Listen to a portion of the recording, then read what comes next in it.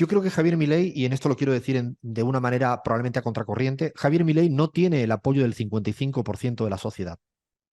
Javier Milei tiene un apoyo que lo demostró en las PASO y en la primera vuelta, en torno al 30% de la sociedad argentina. Y yo quería empezar pidiendo disculpas.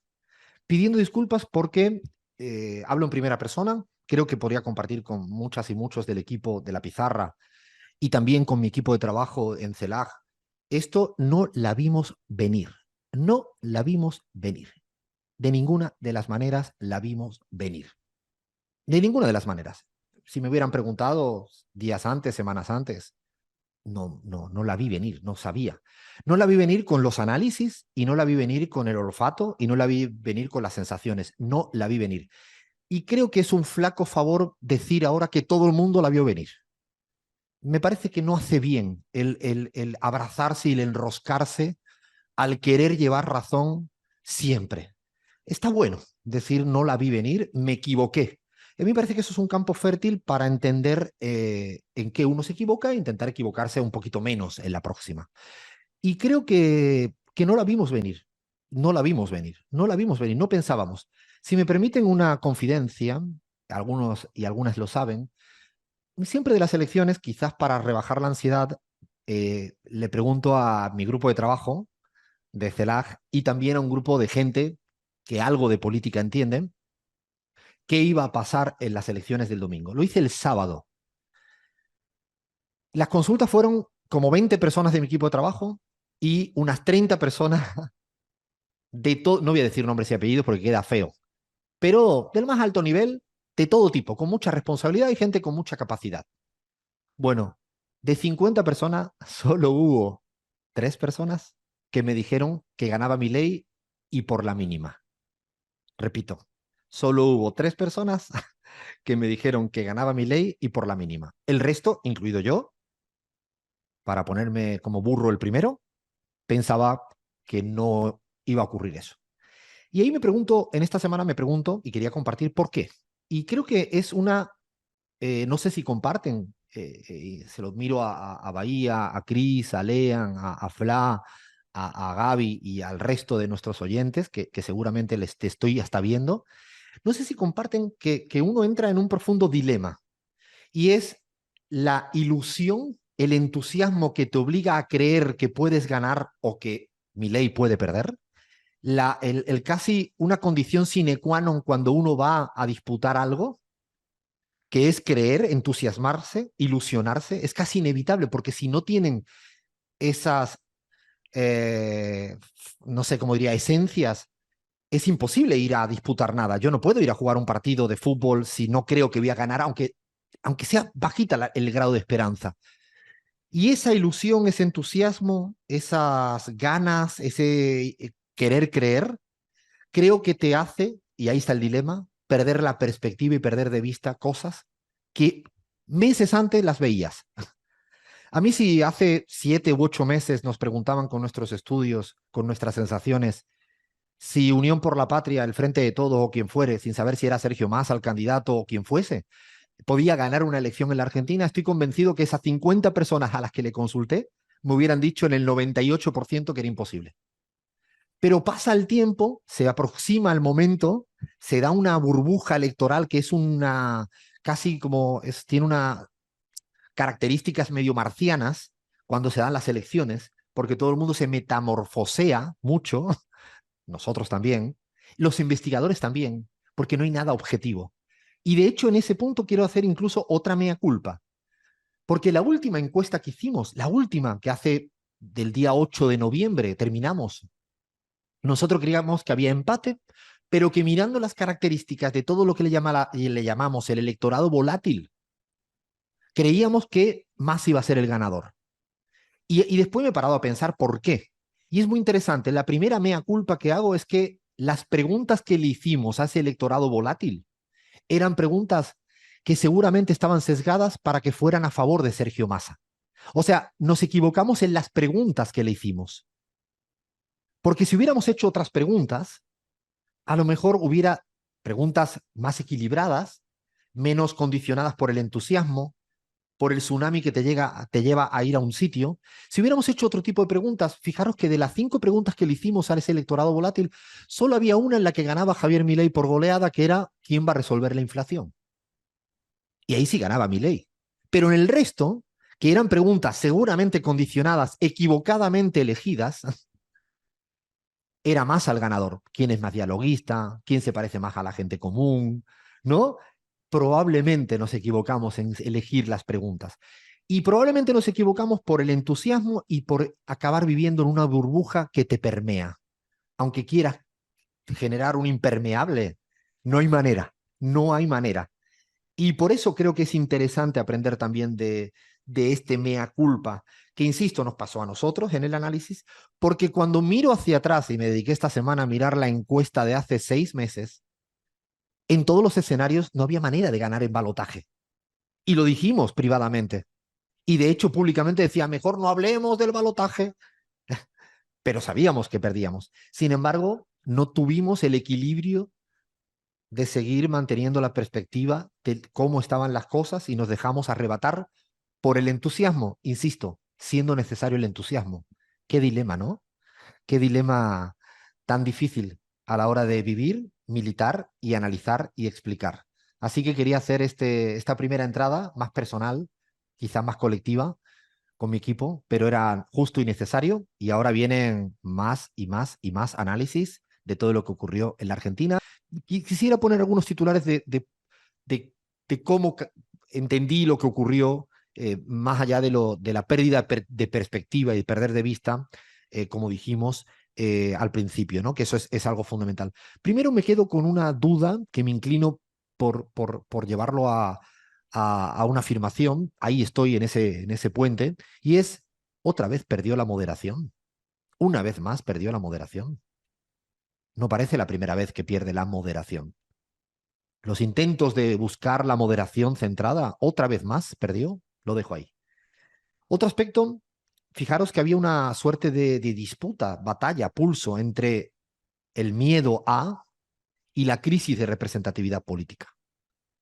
El miedo a Milei, a lo que pueda ser, a la incertidumbre en la que ahora mismo estamos envueltos, a lo que pueda no tomar decisiones, ese miedo a, que es legítimo como sentimiento en una sociedad, en una persona, pero había otra pulsión muy fuerte que era la crisis de representatividad de la clase política, la clase mediática, la clase en un sentido amplio. Esa, al final, la crisis de representatividad política en la Argentina en este momento le ganó por goleada al miedo. Le ganó por goleada al miedo. Otro aspecto, el día que llegue un debate presidencial, os pido, por favor, que no perdamos de vista cuál es el debate en el barrio. El debate en el barrio es la inflación.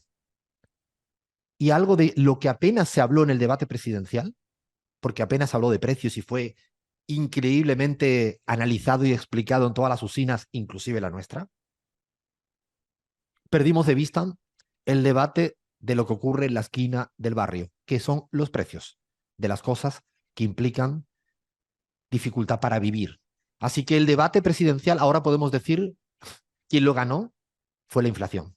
No lo ganó si estuvo más divertido la chicana que le hizo tal a cual, si el pelo lo tenía así, si el por sí o por no. No, lo que ganó fue, repito, los debates la ganó la inflación.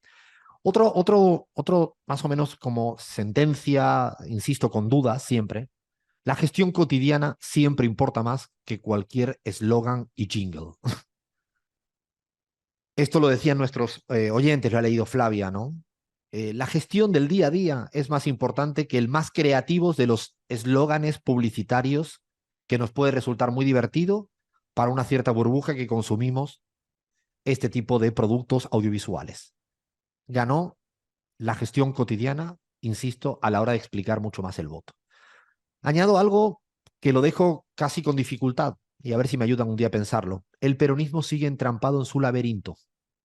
Es cada día más difícil que el peronismo como identidad política explique o nos permita ser un eje ordenador del campo electoral y político. Cada día acaba de convirtiéndose en una identidad tan ambigua, amorfa, tan difícil que no sería una variable tan fácil para explicar lo que ocurre política y electoralmente, y hacia adelante me imagino que tendrá desafíos.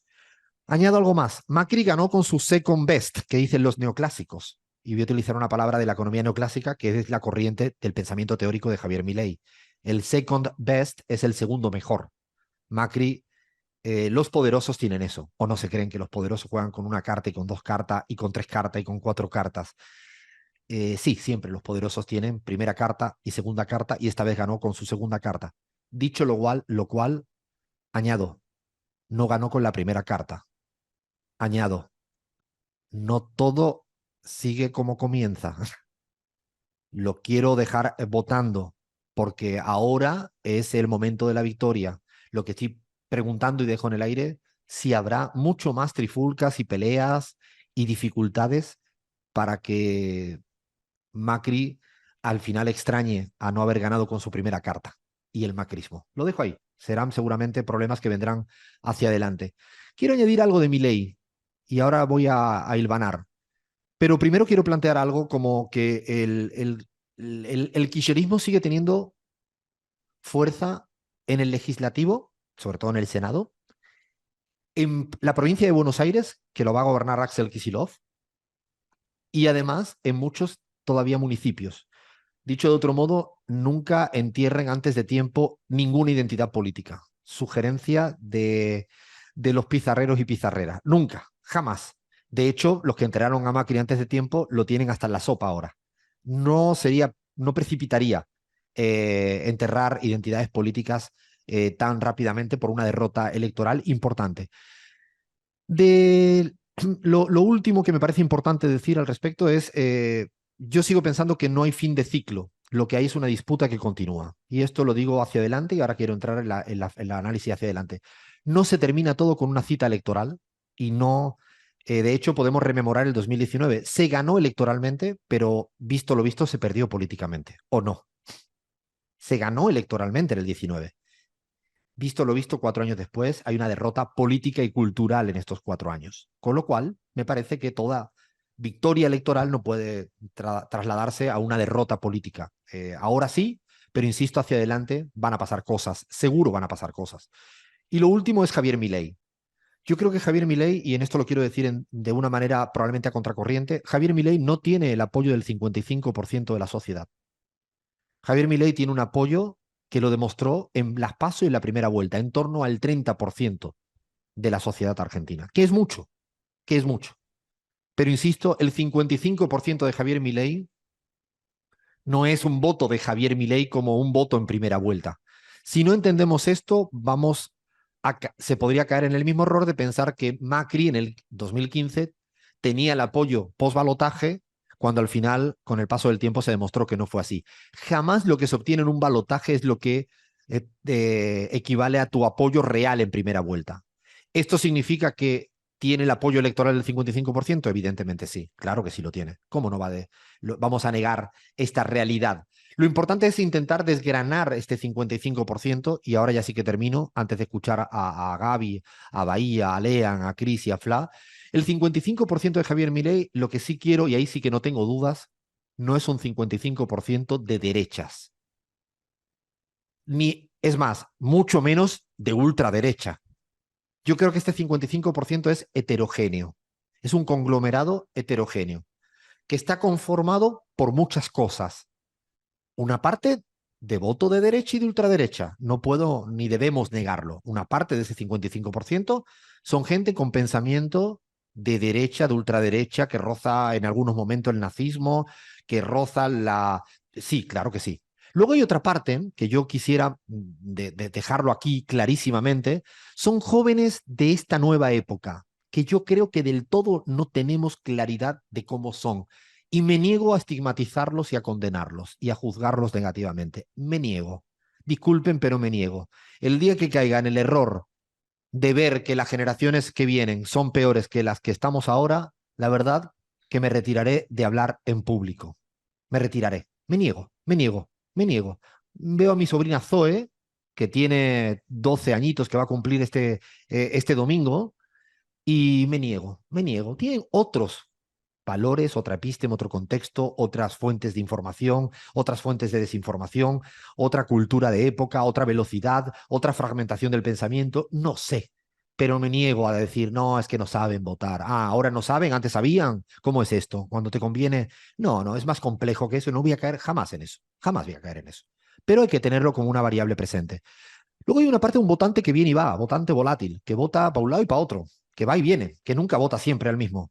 Yo, de hecho, en Bolivia el otro día me encontraba una persona que me decía, yo voté toda la vida a Evo, después del golpe voté a Mesa y ahora votaría a Lucho. Y yo me dije, y madre mía de mi vida, ¿qué cacao tiene en la cabeza? Y no, a lo mejor el cacao lo tengo yo que pienso siempre muy lineal. Y a lo mejor el señor tendrá sus valoraciones, ¿no? Hay un votante que va y viene, que es distinto.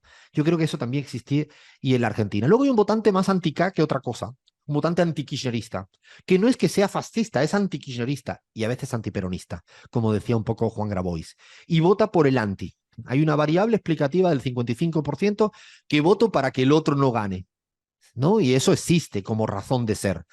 Luego hay otra parte que yo creo que lo han dicho todos nuestros y nuestras oyentes, que para mí es clave. Es una población decepcionadísima con el actual gobierno y con la gestión, y una población totalmente desesperada, con razón, por la situación económica. Y son factores absolutamente legítimas y que entiendo a la perfección que están buscando otra cosa. ¿Que nos puede llevar al abismo? Yo creo que sí. ¿Que va a ser difícil a partir de ahora? Yo creo que sí. ¿Que se viene un periodo de incertidumbre jodidísimo con el señor Javier Milei porque no creo que sepa lo que tiene entre manos, más allá de lo que plantea como un manual de teoría neoclásica? Yo creo que sí. Ahora, la desesperación y la decepción te hace que no avales ni apoyes a este gobierno. Así que me parece que esta coctelera, sin tener claridad de cuál es el porcentaje de cada factor, sí creo que el 55% no me parece que sea completamente de derecha 100% en la sociedad argentina, y esto es una esperanza con la que me sigo abrazando a pesar de los pesares. No solo tienen un problema los oficialismos, sino tiene un problema la clase política tradicional, porque la oposición en la Argentina quedó tercera en la primera vuelta. O sea, no es que, digo, para pensar, las oposiciones tradicionales siguen cayendo en los mismos errores que los oficialismos. O sea, el problema es de crisis de no solo de representatividad, sino un poco siguiendo la línea casi de todos y todas, y un poco lo que apuntaba Cris al final, de examinar mal, entender mal, no escuchar bien, poner el oído en el territorio y no sintonizar con lo que al final la gente universitaria y joven piensa. Creo que por eso digo, no creo que solo sea un problema del oficialismo, creo que es un problema que inclusive los no oficialismos o posiciones tradicionales también están perdidas y perdidos. De hecho, no es casual, y ese es un buen dato el que decía Chris, que el único oficialismo que ganó recientemente es donde no hay balotaje. También es una variable para entender. No es casual, que porque si hubiera habido balotaje en el Paraguay, seguramente la sumatoria de las dos candidaturas también desplazaba al oficialismo. Creo que son muchas preguntas, interrogantes que tenemos, creo que hay muchos acuerdos en que hay razones que explican esto, y hacia adelante habrá tiempo. ¿Qué va a hacer hacia adelante el señor Milei? A mí me salen muchas dudas, con honestidad, muchas dudas. Me da mucho miedo real que se meta en una suerte de experimento con la sociedad argentina. Que sea un proyecto de gobierno experimental. Esto sí me entra cierto pánico. Luego también tengo a veces un poco el consuelo de que sea Donald Trump, que hable más de lo que haga. No sé a cuántas guerras declaró el señor Donald Trump y al final ninguna, ¿no? ¿Se acuerdan del momento Corea? Que voy, que voy, que voy, y que no voy, no voy, no voy. Tengo a veces un poco una sensación si Milei va a caer en esa tentación o va a ser Bolsonaro que lo que dijo lo hizo. No sé si me estoy explicando, ¿no? Creo que no sé por dónde va a ir el señor Javier Milei. Ojalá, ojalá, ojalá tenga un cierto grado de responsabilidad. Ojalá tenga un cierto grado de responsabilidad. Y como decíais todas y todos, ojalá también rápidamente nos levantemos de esto, sigamos construyendo, sigamos pensando, sigamos mejorando, porque esto nunca termina acá.